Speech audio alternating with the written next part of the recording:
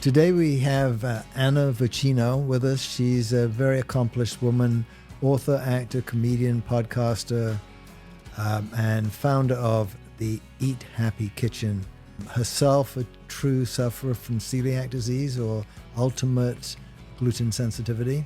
She has a very interesting story and interesting solutions. You're really going to enjoy this. But what do I know? I'm just a vagina doctor. Anna Vocino. Hello. Welcome to the Vagina Doctor podcast. I am so honored to be here. Thank you. Quickly, Karen is here with me today. She's my right hand. That's right. And can't do Damn anything straight. without her. Yeah. Just for our listeners, because she isn't on camera, but she will be talking.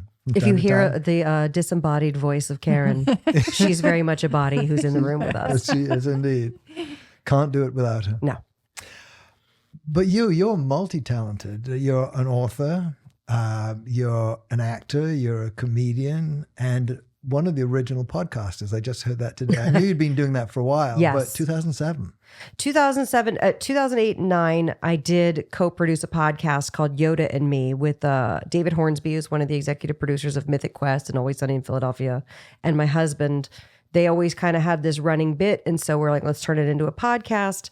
And that's when we had to update XML code. Nobody's going to know what I'm talking about. Instead of these cute little WordPress plugins and Libsyn and Blueberry. It was way before any of that stuff. So you had to really be devoted to the craft. And I found it to be a wonderful medium early on. And you have 17,000 Instagram followers. It's probably more than that now. And you're the founder of Eat Happy Kitchen. Correct. Which is what we're mainly talking about Yes. today, I would say. The food journey. The food journey. And it's you have so much credibility here because you actually have celiac disease. Yeah. I mean, listen, I'm not a doctor. The super gluten sensitivity. Yes, exactly. The actual legit medically recognized gluten sensitivity, Right. which the only recommended treatment course is to cut gluten out of the diet. Right. That's it. Yeah. What do you do about it? Cut out the gluten. Wait, how did you know you had? Tell us about Yeah. that. That's the story. Yeah, it is. So my mother, I was raised by a single mom, and she always had these symptoms that now if you go to celiac.org and read the list of symptoms, she had every single one except for migraines. She had mental health, depression issues, skin issues, brittle everything, very, thin and kind of run down and just everything. She had a really hard time. And at one point she got so sickly, she had to go into the hospital every 4 to 6 weeks and get a blood transfusion because her body wasn't producing enough blood. And at the time, one of my best friends had been diagnosed with type 1 diabetes very late. She was 29 and a half. And she said, I'm also going to cut out gluten. And I said, what's that? And she goes, well, sometimes if you have type 1 diabetes, you can develop celiac disease. And I'm so glad that she told me this because I told my mom, hey, this sounds like what my friend Jenny said. Why don't you have them test? You have to ask them for the test because no doctor was testing for this. Wait, when was this? How long ago? This would have been 2001 to 2002. Okay. And so not, your regular GP internist they didn't have celiac disease on their radar. Wasn't a thing.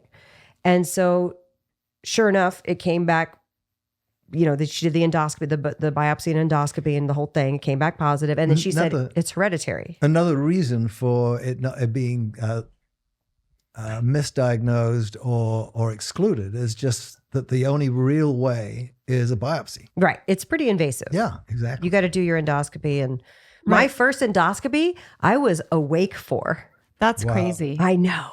No. Isn't that crazy? Yeah. But did they do the test at that time? They did. I had to ask for it, but because my mother tested positive for it and it is a hereditary thing. And then I thought, well, I mostly take after my dad, who's the Italian side of things. Turns out I got my mom's celiac. Wow. And I was 28 when I was diagnosed. So in 2002, so I'm 50 now. And I feel better now than I ever did at 28. I just thought, allergies and respiratory illness and abdominal issues and all the things that I had that cleared up after giving up gluten. I thought that was normal. I was like, well, I guess I'm getting old. And now I look back on my 28-year-old self. I was like, no, you should never have felt that way at 28. Yeah. You should have been full of life and vibrant. So they did, don't they have to like take a biopsy of your stomach lining too? They do. So At the time, I've had 3 endoscopies in my life. 2 of them I've been awake for. And I got to say, for the third one, which was 2 years ago, I was awake because I chose to, because I was also having a colonoscopy, not at the same time, but in the same event. It was much easier, but the first time it felt very barbaric and archaic. They put this giant thing in your mouth and shove this tube down your throat, and which gets air down your esophagus. So you're doing this like crazy belch thing that's happening, and then they take samples from the top of your duodenum. I think, right? Is that the right word? Yeah. See, I'm learning words. Yeah. I learned words, Right? and then they come back, and the only way they can tell is if your villi in your small intestines have been flattened. And the only thing I remembered from 7th grade biology was the villi are important for nutrient absorption. Yeah. And if you don't have that, then you're not absorbing any nutrients. And apparently, because I had then I did a DEXA scan, osteopenia, severe anemia. Oh, wow. So I feel very lucky that I found out. And I love when parents write me and they say, my kid was just diagnosed. And I'm like, well, can they speak? Because if they're verbal, you guys can talk about it. And it's a great thing to know now instead of waiting until you're older and finding out that you're really sick. The reason why I was asking about your testing is because Duncan and I always talk about these sort of trending issues that people say they have, but they actually have never been properly diagnosed for them. And gluten sensitivity or gluten intolerance, celiac is one of them. It's very popular. You know, you'll It hear, is, I bet. Yeah, I bet you get asked that a lot. You hear people say, I have celiac. Well, okay, well, and when were you diagnosed? Oh, I wasn't. I just know I just think I have it. Right. I'm pretty sure. Yeah. I mean, I know that some people get the blood test, and if the blood test comes back, they don't even want to go for the bio, especially if it's for kids. Like, it's hard to want to put your kid through that. Right. Yeah. But I would think you'd want to. I mean, put your kid through it just to know for sure. Just to know for sure. Yeah. Although in this day and age, there's a lot more awareness about being gluten-free. And so if you're able to live that life and not have to, I mean, people make those choices to not get tested all the way, but I guess technically you were supposed to have the biopsy to show the flattened villi. Well, yeah, I would think you'd want to know. You'd want to know that because it could be something else. And if if it isn't gluten. Well, and people have all kinds of tummy stuff. I would want to know. Yeah. You know, there's all sorts of crazy stuff that can go down. Absolutely. Yeah. You know. So with this diagnosis, then what happened for you? And at what point in your career were you in at that time? I was still working on camera at that point. I hadn't gone completely into voiceover. And so for me, I kind of was like, oh, well, I don't eat pasta and bread. Like, I had messed around with Atkins and the Zone, but didn't really like equate that gluten was in so much stuff, which, by the way, a lot of the big food companies have now had to reformulate to take out gluten. For example, Doritos used to use a kind of modified food starch made from wheat that would make the cheese stick to the corn chip. Now they use cornstarch. So, you know, they can say they're gluten-free. So they make different changes in the formula now with the knowledge about gluten. But back then it was literally in everything. Right. And also back then they said, they've since changed the stance on it, but like, don't have distilled liquor made from wheat, barley, rye. Don't have, you know, whiskey or whatever, because, and so I remember knowing which vodka brands were actual potato vodkas and not grain vodkas. They've since changed course on that, saying that the gluten doesn't pass through the distillation process. But so you had to be real careful. Salad dressings, soy sauce, things that had the really hidden glutens in them. It was very important. So the only thing to do is to cut out gluten. And at that point, I didn't realize, like I said, how many symptoms I was having until about the year or two afterwards. Now, emotionally, temper tantrum ensued because I didn't want to give up all of those foods. Right. And now when somebody comes to my work, having just gotten the diagnosis and they write an angry email or, you know, whatever, I'm like, I understand. You're going through the temper tantrum. You're going to be okay. I'm here to help. You told me something very interesting about your weight changes around the time of the diagnosis. Sigh. I hear a lot from people. If I'm giving up gluten, I'm going to lose some weight. No. And it maybe, but also maybe not. Mm-hmm. And here's why I say that. Having celiac and what they call failure to thrive, because you're not absorbing nutrients, so you're not. I was rail thin, and my experience was as a teenager, even in college, when you put on the freshman 15, like it didn't exist for me. And I ate like crap all the time. It didn't happen. And I just thought, well, I can just eat whatever I want. I just have that kind of constitution. Well, cut to being diagnosed with celiac and cleaning up my diet, getting the gluten, getting out the thing, taking away the thing that's causing my immune system to attack my own body, and the villi growing back, finally able to absorb calories, nutrients, all the things, it changes. And so I put on weight. Because now you weren't malnutritious. Now I wasn't malnutritious. Yeah. Is that what you said? Malnutritious? Yeah, malnutritiousized. I wasn't that. So when people say I'm going to lose weight by giving up gluten, I'm like, well, not necessarily, because if you're just substituting foods, if you're having the gluten-free muffins, which by the way, I made it my mission to figure out how to make stuff that tasted really good, but gluten-free, lasagna, key lime pie, muffins, you name it, whoopie pies, things like that. I wanted to make these treats that I could no longer have, that were disgusting when I bought them pre-made at the grocery store. I'm going to figure out how to make them homemade, and they're going to be delicious. And then you just, calorie for calorie, you're eating a more dense food. Mm-hmm. And so cleaning that up, getting healthier, eating more food, eating more starches, grains, in order to treat myself, because I felt like I was missing out. Yeah. Caused me to gain weight. So then in 2012, when I met Vinnie Tortorich, who I do the Fitness Confidential podcast with, and I changed my focus to be low carb and cut out grains altogether, it was like a next level of feeling healthier, getting healthier, losing the inflammation from overcompensating with good. You're not eating gluten, but doesn't necessarily mean that you're going to lose weight if you're substituting all these other starches and grains and sugars and whatnot. Yeah, that's, I think, the problem with the gluten-free diet is what I've found with friends that do it is they're eating more sugar by not eating gluten, or because the things that are gluten-free have more sugar in them and they have more carbs in them. Right. And then, but going back to the grain-free, and I've noticed in your cookbooks, they offer, it's a lot of great information on what to substitute. Yes. For grains. And I want you to talk a little bit about that, because I know people get really hung up on diet. Yes. They want to have pizza.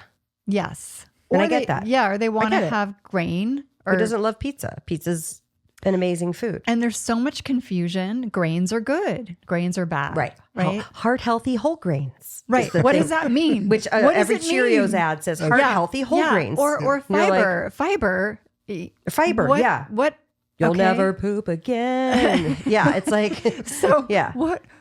Tell us just a little about what you do, what you're recommending. Yeah. I mean, listen, I'm not a doctor, so I'm not recommending anything. This is my disclaimer. Yeah, I got it. Okay, that's okay. But I will say what's worked for me and the types of recipes that I offer for people trying to find my work. See what I did there? Mm-hmm. No, I've found and observed over the years from helping tens of thousands of people lose weight and get healthy and, and change their diet and get into the kitchen. That's another thing. We've been conditioned to not go in the kitchen and cook anything. Yep. So order food in. Yeah. And then you're at the mercy of the restaurant, whatever they're going to put in it. And no shade on restaurants. I love the restaurant business. But if you are diagnosed with a food allergy or anything of the sort, or with me, an autoimmune thing, you have to be really careful or just know what you're walking into. So I've observed different phases to this. There are some people who have tried everything and they've been on every diet and it still doesn't work, and it's failure to comply, because it's like, how can you comply with that much restriction in your life? And they're at their wit's end. And I get it. I feel those things so deep within my soul. It's like, I am done. And they're angry and they're pissed And so I want to make sure that I'm giving recipes that taste good. So if you do take the time to go to the store and make something, you're happy with the result and you don't feel deprived, because it's going to be a huge shift. So the first phase, and this is why I like a wide variety of recipes in my book. The first phase is the substitute foods phase. And that's when everybody's like trying to make the pizza and the thing, you know, which I have 5 different low carb pizza crust recipes between my books and my website. I have, you know, the popover recipe. I have the blueberry muffin, grain-free blueberry muffin recipe. And those are I can tell when somebody's brand new to my work, because they'll tweet a picture, and I want everybody to tweet a picture and post it to Instagram and tag me in it. Then eventually you kind of, okay, I feel stronger at this. I feel like I've done a good job cutting out processed foods, but I think maybe I'm overdoing it with a little dairy, because dairy becomes a big treat, you know? Or maybe I'm overdoing it, like I'm eating giant bags of nuts because I'm missing the crunchy chip thing. And people kind of naturally, you start to be able to feel more steady and more sure of yourself, because you're not on a sugar high and low all the time. You've increased your fat intake. You've decreased the processed carbohydrate intake, and you start to feel more sure of yourself. And you're like, you know what? I just realized I made myself chicken and vegetables. I mean, I always say have dark meat so you get fuller, like eat more fat. But I can have steak and vegetables, or chicken and vegetables, or fish, or whatever. And it's less about the substitute foods. And then making a little low carb pizza is a treat. And by the way, in my household, I live with a man who is ASAG, all sugars, all grains. My books are NSNG, no sugars, no grains, which is Vinny's thing. And but my husband, when you live in a household divided, you have to try to make it work. That's us. Yeah. Is it you guys? Oh, yeah. Tell me about that. Just, he's meat, preferably red meat every night. And I maybe will want to eat meat a couple times a week at the most. That's what works for you. Yeah. Yeah. And you guys have to... I'm making 2 different dinners. And if my daughter's home, then I'm making 3 different dinners. Yes. So, I was that mom, by the way. Yeah. Who made 3 different dinners for years. Yeah. And so one of my goals is to get the moms to don't do what I did and try to make one dinner for all. Yeah. You but know? how do you it's do hard. that? I mean, listen, there's some times where you're just not going to be on the same page. And generally when somebody starts making a big dietary change, like I'm going to cut out my standard American diet and turn to this whole foods, real food based diet, that's a big shift for a lot of people. That's not how we grew up. It is not convenient. You have to bake in the time.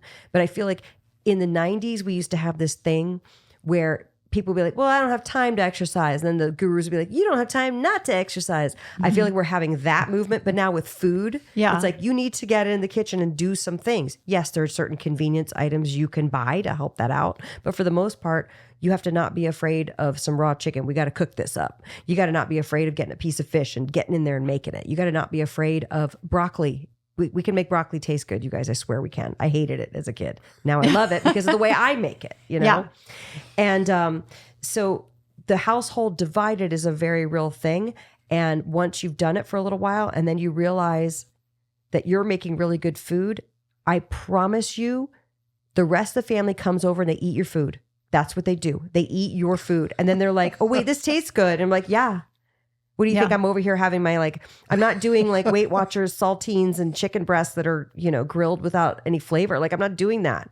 That was then. This is now. I want to eat real food.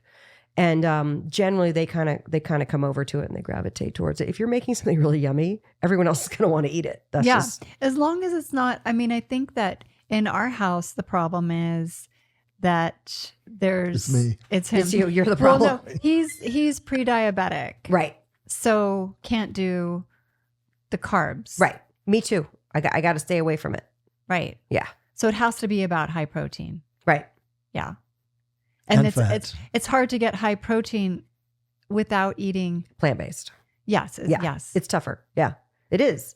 I have a lot of people come to me who are vegetarians or completely plant-powered, and theirs is going to be a tough road to hoe if you're cutting out sugars and grains. You're going to have to figure out a way to get those fats and can you ever get enough proteins if you're wanting to stay fit, work on your muscle mass, being I mean, that's why I love the magic of modern medicine, because can't you do blood tests and find out what's being how you're doing? Yeah. That's what I always tell the vegetarian. I'm like, listen, you can test the vegans rather. You test and see, because sometimes, listen, the most people who come to my work are meat eaters, but I do have a lot of like secret vegetarians who are like, hey, I need help. If you're a vegetarian, it's easier. Eggs, great, complete protein. You can have a little dairy. You can throw that in there. But if you're a vegan, I get it. And I totally support that for moral reasons, whatever you feel you want to do. I love it. I think it's great. There may be times when you find medicinally, you might have to do something. Right. Well, there's a little bit of red meat medicinally. There's such a movement right now, though, with the plant-based. There is. Like there is. Yeah. So it's very confusing. And it is very confusing. I mean, I think we've talked about this before. I get so confused by it all. I don't know what to eat anymore. Well, I don't know what I should be doing. I don't know. You know what I mean? Yeah. Because there's just so... Or like that one show we watched. Did you watch that show on Netflix about the twins? The twins. Yeah. And what was your thoughts on that? I thought it was really good. I thought they were coming from a certain perspective and very... So you thought it was biased? Yeah. But most things are. Yeah. That's why everybody has to decide for themselves. The keto, CrossFit, paleo guys are going to be biased, and the plant-based, guys are going to be... Everyone's biased. And then food becomes ideology, and then everyone fights. Yes. And what I'm here to say is we can all agree that factory farming sucks. We can all agree that tilling the earth and destroying our soil sucks. So the most important thing that I can do right now is to say, hey, if you have the means, buy the nicest quality you can afford that is available to you. And choose with your pocketbook, because that's how change is made. Yeah. And because don't worry, the food vendors and manufacturers will figure out, oh, hey, people are choosing this with their dollars. We should start to do this. They will. It takes some time, but they will. But the average person right now is not able to go out and be like, I'm going to be a force for change. You know what I mean? Like, and honestly, in this country too, we have such an issue. It's crazy that we have so much food, and yet we have food deserts. We have places in cities that I lived in, a place that didn't have a grocery store within a 1 mile radius for years. My old house in Atlanta didn't have a grocery store I think that was a 2 mile radius, which is crazy because we have so much food in this country, but yet there's still food deserts. So that's what I always say. You're going to have to allocate the resources of time and money towards this if it's a priority for you. And generally, when you're staring down the barrel of a crappy diagnosis, that will change how you allocate your time and resources. Yeah. And the one diet that seems to always stay on top is the Mediterranean diet. Yeah, it does. It never loses that spot. I always say mine is kind of like a Mediterranean diet. I just don't lean in as much to the grains. Right. Because there is grains on that. For me, that's what works. And that's okay. Like, I want it to cut out the processed stuff, and then you can customize from there. Some people don't have dairy. In my second cookbook, I have so many dairy-free recipes. Some people don't like to have nuts, or some people have allergies to different things. Like, I want to make sure I have a wide variety of things, but the underpinning of it all is cutting out processed sugars and grains. Yeah. If you want to go make some quinoa and put some stuff in it, amazing. Do it. I don't care. I'm not going to eat it. And you won't find the recipe for like the perfect quinoa in my book. You could take the cauliflower rice recipe and sub out quinoa or rice or whatever, and it would be amazing. But I want people to be able to choose for themselves based on them listening to their body. I want people to be able to eat a meal and feel full, and then you stop eating, and then you don't eat again until you're hungry. Like that. Yeah. That is revolutionary at this point right now, because we're so used to, I'm hungry, I got to eat my feelings, or I feel got to go to the fridge. We all been at home. What about, well, as you bring that up, a question that I had for you was your thoughts about intermittent fasting. Again, I come back to the whatever works. For my own personal experience, I have metabolically really loved fasting, especially my longer fasts has gotten my fasting blood sugar to go down. But when I test, and this is why testing is amazing, when I test cortisol, my morning intermittent fasts are really messing with my cortisol levels and quite possibly keeping me, in addition to all the things that I'm going through as a now menopausal woman. Mm-hmm. You know what I mean? Like the chemical shitstorm, basically, of like, we're not going to let you, so, Yeah. and again, I'm in a different place than I was even 10 years ago, dealing with a different set of issues, and things change. And especially with women, God, we'll find this thing. We're like, I figured it out. I think I figured it out. And then a year or two later, it's like, my body's completely changed. It's changed. I got to do something new now. Really? Yeah. And I will say, I think that with intermittent fasting, if it works for you, that's great. Why not experiment with it? I think we could all stand to feel the feeling of hunger pangs. Yeah. It used to scare me. I used to think, oh God. And I remember hearing an interview with Dr. Jason Fung, and he's like, you can just move through it. Just have some hunger pangs. Because you'd be like, I have to eat. I'm hungry. It's like, do you? Yeah. I know. Or can you just chill for a second? And that actually brings up another question. We were talking about fads of diets or various illnesses. Hypoglycemia being one of those things. That was big in the 90s, I remember. Yeah, it's and yes, some people do have hypoglycemia, but they're mainly people who are diabetes on medications and they haven't eaten enough. Right. It's really unusual for the body, for the blood sugar to drop down for physiological reasons below it doesn't make people hungry. Isn't it because the liver is really good about releasing glycogen when you are hungry? Like that's what it does? Yes. That's what I would say. Like, I think my liver could stand to do, like, yeah, let's just. I want that. Yeah. I want that feeling. So, yeah. So. And then adrenal fatigue. It's another one. Oh, yeah. Adrenal fatigue. That's another one that people diagnose themselves with. Can we just call it what it is, which is fatigue? Like, I'm just tired. Yeah. Like, Yeah, I'm just really. doing too much. And it's okay. Yeah. Yeah. I need a break. We were talking earlier about what you just said. You kind of went in that direction with, oh, wait, everything just changed. And with women and the upkeep as we get older with everything and the weight of the weight of the weight. Right? The weight of the weight. The weight of the weight. Annoying. Right? Everything that we have to do now that our mothers were not doing. I mean, I'm definitely going through the thing. And I love going in the menopause board at Reddit and the hysterectomy board at Reddit because it's the same sort. I used to be able to maintain this certain weight doing what I did. And I'm doing the exact same thing, you guys. And everyone's like, I swear I'm not cheating. I swear. I'm like, I get it. I'm in that same boat. Like, I get it. I get that feeling. And I used to be like, meh. But I think, I mean, just in the defense of all that is that women look better if they're a little heavier as they get older. Yeah. They look better. Yeah. What plumps out the face. Yeah, That's what I'm out going the with. face, and they look healthier. I mean, we spend a lot of money to fill our faces with things, or at least some of us do. Yeah. Some of us who are speaking on the mic right now might spend way too much money putting things in their faces, but that's okay. No, I don't. I'm very open and honest about that. When I put fillers and stuff in, but I can't.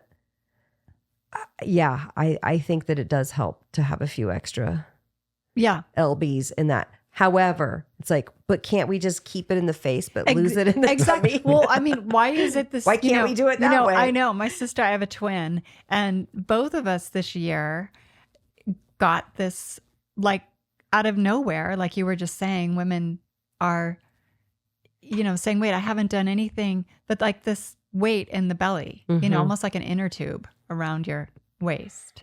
And the inner tube of rage.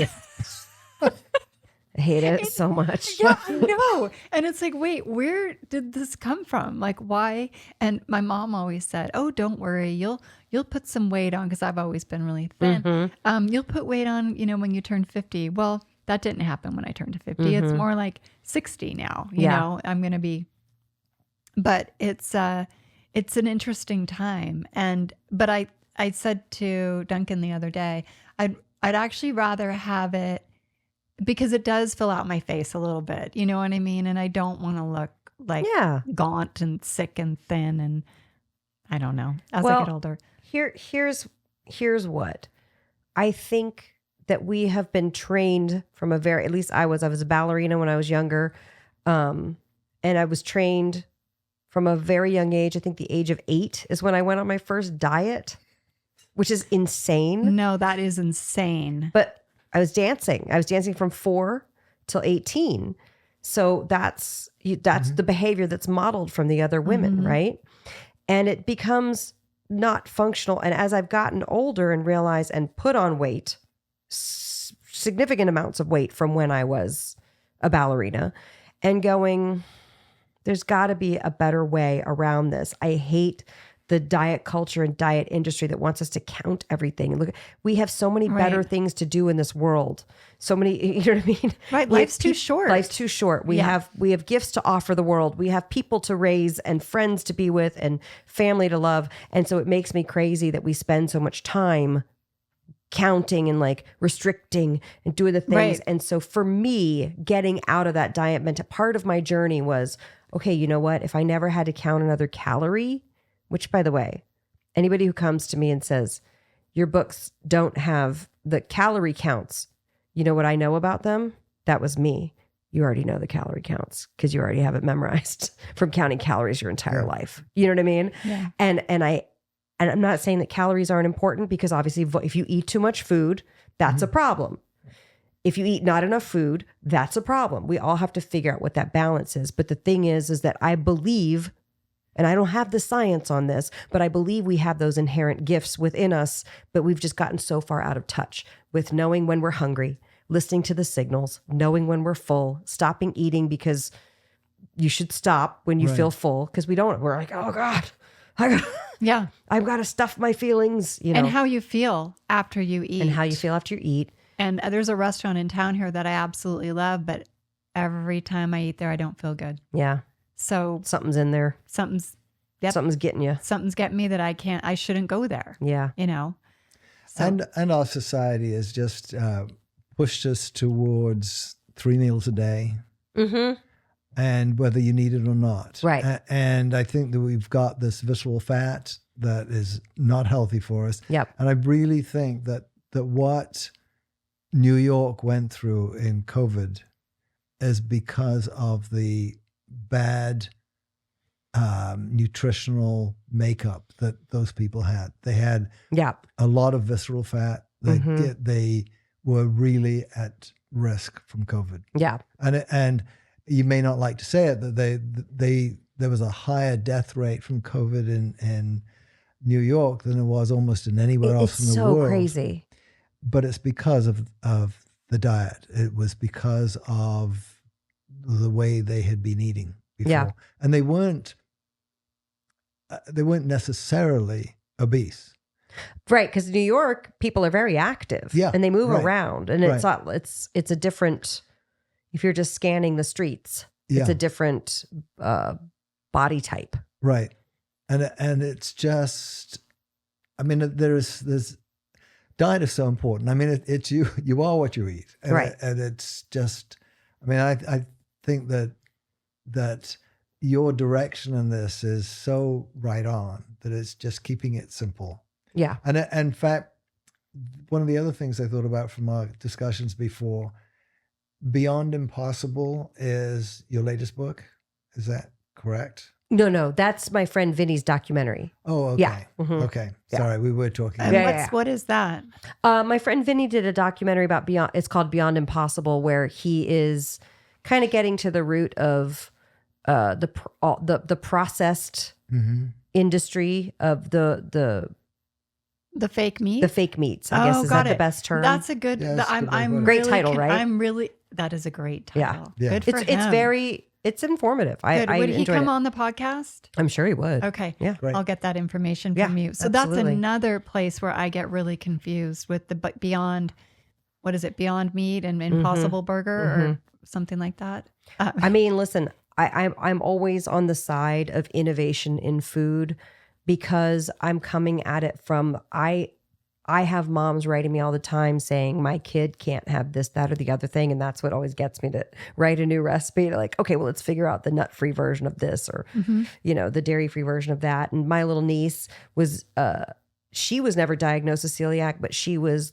vomiting blood from the moment she was born. And we found out that dairy and gluten was passing through my sister-in-law's breast milk. And once my sister-in-law stopped eating dairy and gluten, Logan was fine. Wow. And now Logan is 13 and has never had dairy or gluten. So that's what gets to me. Like I always want to like make sure the kids can have something fun to eat, you know? So I'm always for innovation in food. However, at scale, it might not be serving the earth or our, health profiles. And it's hard to get enough protein. It is. It's really difficult. And I really feel like now as a menopausal woman, it's being so stressed, like make sure you have the protein. And honestly, the body type that I am, it's going to be animal meat for me, animal protein for me. Mm-hmm.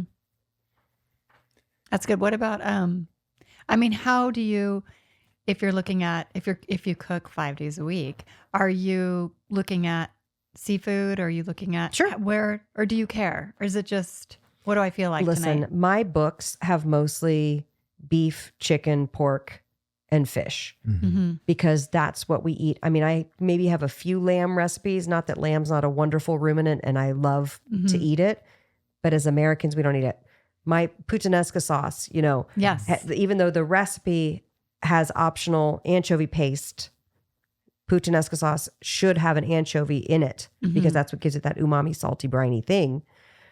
I don't do it in my sauce that I sell in the grocery store because the we don't do that. We don't do weird proteins. Right. And so I just try to stick with what people are going to find. I want somebody in Michigan to be able to find the same ingredients as somebody from California, as somebody from Florida. And I hate my pet peeve. I love cookbooks. And my pet peeve with a cookbook is when it has some like weird, funky, expensive thing that you buy one time and then just sits for 3 years and then you throw it out and you're like, I never used that again. Yeah. Not really quite even sure what that was. Well, your cookbooks are good because I usually have everything. Yeah. So I don't have to go to the market. Which is intentional. And listen, some people are coming to my work. They're like, what's coriander? Yeah. What's, you know what I mean? And that's okay. Because I want, and so I make sure if I'm putting ground coriander in like a curry powder, I'm going to make sure we use some coriander in this other recipe here. So it's not just like in one recipe that you'll never make again. I want it to be things to repeat. Mm-hmm. Yeah. So you use up the things, like, get your money's worth. Your main spices. Yeah. That's good. You have three cookbooks out? The third one, Eat Happy Italian, is coming out this fall. Low-carb Italian. Wow.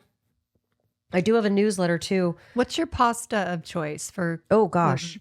What's the one that you're like, this is the best gluten-free pasta? Okay. So I mostly will just do spaghetti squash or zucchini noodles because I'm keeping it from the low carb angle. So it's basically just putting pasta sauce on chickpea pasta. Okay. I do like, what's the one I had? Oh, Jovial is a brand. It's grain-free. It's a female founder who passed away, I think, last year or the year before. Jovial brand, which is, I think, at a lot of stores, a lot of Whole Foods. Tinkyata is going to be higher in carb, higher glycemic thing because it's brown rice. But the thing is with gluten-free pasta, you don't have the gluten that gives it that sticky, gummy, al dente thing. Yeah. So when you cook any gluten-free pasta that's made of grain, it's that line. It's like 30 seconds. It's like when an avocado is like either not ripe at all and then all of a sudden brown. It's the same thing with cooking gluten-free pasta. It's like raw, overcooked. And so you have to get it right at that point. So lately I've been not experimenting with them. I'm eager to try. My friend Aresh from Shred Happens. He has it's called Kaizen pasta and has lupini beans and it's lower carb. People are it's made from lupini beans. So how do you feel about beans? Listen, my constitution does not do well with beans. So I was so happy to not feel like I had to eat them. But if you're trying to get protein, you got to get in the beans. You got to do it. If you're not eating meat, you're going to have some beans to get the protein. I like white beans. I have a great white bean dip. Yeah. I don't know. But the moment I took beans out of chili, I felt liberated. I was like, great, just the meat and the sauce. That's all I want. What's the best advice for zucchini pasta? Salt it first, sweat it first. But cutting it. Oh, spiralize it. Just the spiral. Yeah. I have a $30 spiralizer that I bought. Is it the kind where you go like that and you go like that? Yeah, you crank it. I think I got rid of ours because it wasn't very good. The one from Paderno, if that's still who makes it. It's on my page. Okay, it's on your page. Okay, Yeah, it's I'll on look. my if you go to AnnaVocino.com, you click Anna's Kitchen or something like that, it brings it. I put brings up everything your I devices. use. Yes, Okay, everything I good. use, because I don't want to say buy this and I've never used it. That thing I've had for 10 years. Okay. I've spiralized sweet potatoes and zucchini in that exclusively, and it works great. But Okay. people have attachments on their. Oh, the standing KitchenAid mixer is something that I've not been using. So I finally bought the meat grinder and I'm making my own burger blends because I was like, this beautiful present that I made my husband get for me for Christmas, I insisted I have it, has been gathering dust because I'm not baking anymore for years. So. Yeah, I know. I'm a minimalist in general. Yeah. But I don't like having a lot of, appliances. Yes, I don't. Well, that's what happened with the air fryer. And I was told in no uncertain terms to get anything else to sit on the counter. And I agree. And then people kept making my recipes, but in the air fryer, and it got me. And I was like, fine, I'll get an air fryer. I know. Okay, so how do you like that? Because my daughter's like, Mom, I love it. They got you me. need an They air got fryer. me. Okay. I think air fryer people, I was like, you guys are crazy. You're so, like, if you love your air fryer, why don't you marry it? Because you're so obsessed with your air fryer. And then I got the air fryer, and now I'm that person. So Okay, and you have a brand you like on your website? Kasori. Mm-hmm. Okay. I like 'Cause that again, Kasori air fryer. I've looked and I get overwhelmed. People like the Ninja Foodie as well. But here's the thing. From when I wrote my second book, everyone was freaking out about the Instant Pot, which is basically a slow cooker and a pressure cooker in one. And I gave into it. I was like, well, let me get this Instant Pot. And then I wrote a bunch of recipes. And I did, when you write the Instant Pot instructions, you still have to write the slow cooker instructions. So it's like double the work. And then everyone was like, we hate the Instant Pot. And then they started with me about the air fryer. I was like, I'm not falling for that because I fell for it for the Instant Pot. I'm not falling for that again. And then I did. And I love it. So Okay, we're getting an air fryer. I'm going to get the one that you recommend. I mean, you guys, it's a convection oven. The air fryer is a convection oven. It's just fanning the air around. So if you have a convection oven, just use that. Really? Yeah. But it is, I do like the air fryer. You don't need to get it, but you should get one. It's pretty fun. Oh my goodness. Okay, well, I think our time is... Oh, is that it? Well, If you've got something really important or completely unimportant to say, please. Oh, yeah. No, I do want to say, I want to talk about just a little bit of food labeling things that I've learned. oh, Okay, yeah, great. definitely. Because I had a guy call me at the end of 2019 and said he lost 80 pounds cooking out of my first book. Wow. And that he's a food manufacturer and let's do my marinara. That was the first SKU we did. And I said to him, doesn't everybody make their own? And he's like, no, they don't. I was like, okay. But for me, I associated jarred sauces with like just trashy, like it's not going to be good. Mm-hmm. Even Rayo's, which is arguably one of the best premium brands of pasta sauce, I was like, it's still not like making your own. The way I make it, it's so good. So I told him it's got to taste like I snuck into someone's kitchen and made it for them. And it has to taste exactly like how I make it at home. He said, okay. So we went back and forth for a while. And then August 2020, we launched the first SKU, which is now 5 SKUs. And the thing that I've learned, and we've actually outgrown him as a manufacturer, this guy who got me started, we've outgrown him because the sauce has taken off. Hold on. So finding somebody who's not that guy, who he understood, he listened to the podcast, he has my cookbooks, he gets like, we're putting real extra virgin olive oil in there.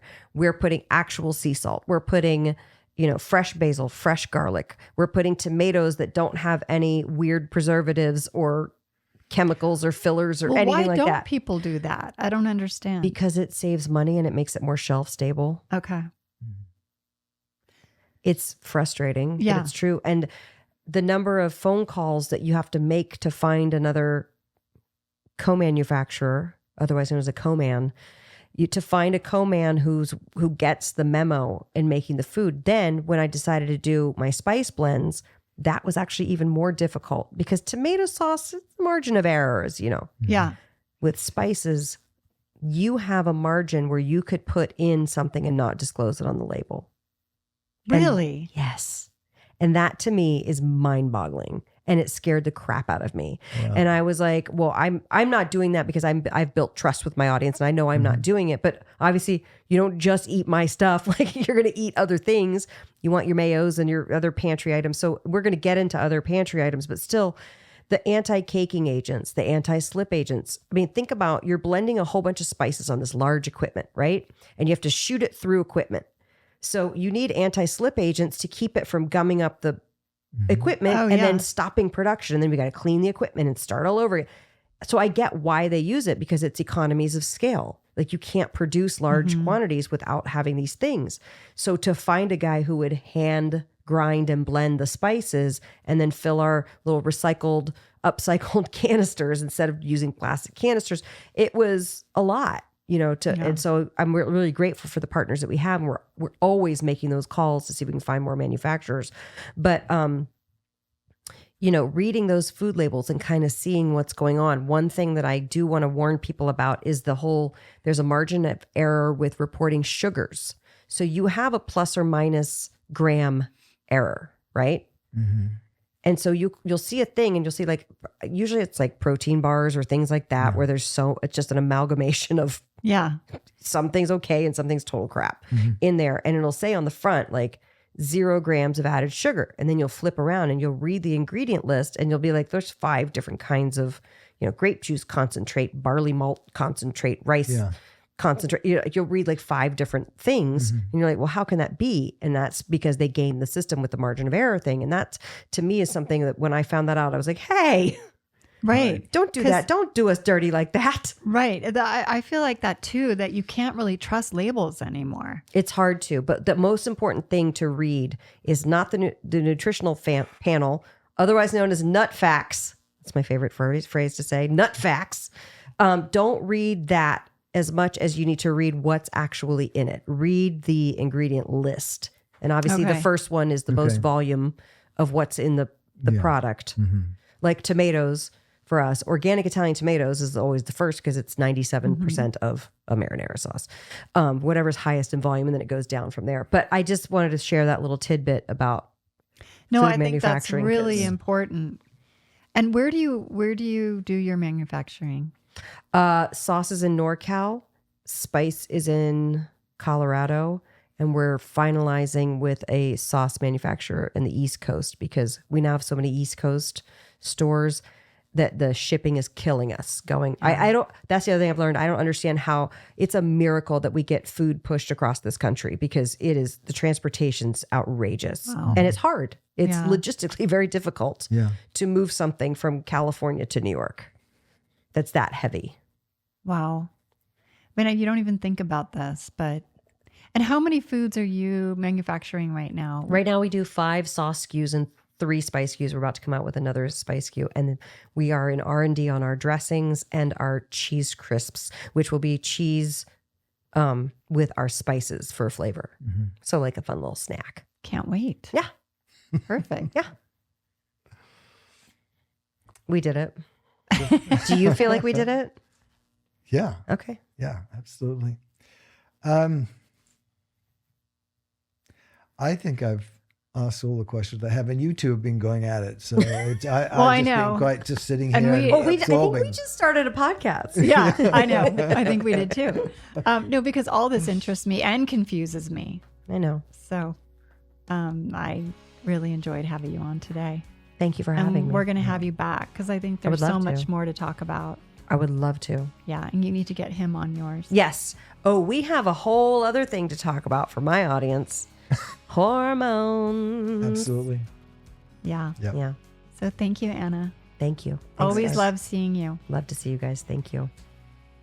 Well, thanks for listening. We're getting really good feedback. We'd really appreciate a review on Apple Podcast, Spotify, or wherever you're listening. Thank you. You can always DM the Vagina Doctor Instagram with any questions or topics you'd like to learn more about, or email us. The Vagina Doctor Podcast. It all starts here.